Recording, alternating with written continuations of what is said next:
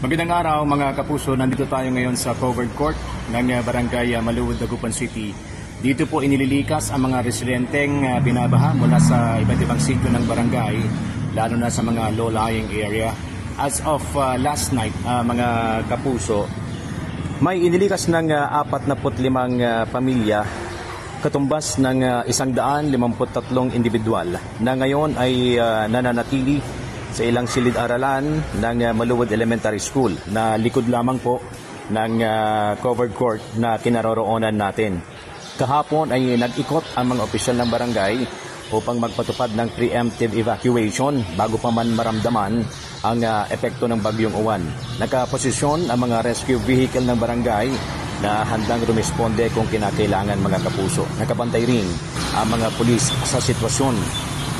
Kasado rin ang pangangailangan ng mga residente, lalong-lalo na ang tubig, pagkain at gamot. Sa mga oras na ito ay nararanasan ang makulimlim na panahon at may panaganakang pag-ambon dito sa Dagupan City. Sa ngayon po ay nasa ilalim ng signal number 3 ang buong Pangasinan dahil sa Bagyong Uwan. Mga kapuso, patuloy na nakamonitor ang mga opisyal ng barangay sa anumang sitwasyon na maaaring idulot ng Bagyong Uwan. Yan ang latest mula sa Dagupan City. Ako po si CJ Torida ng GMA Regional TV at GMA Integrated News.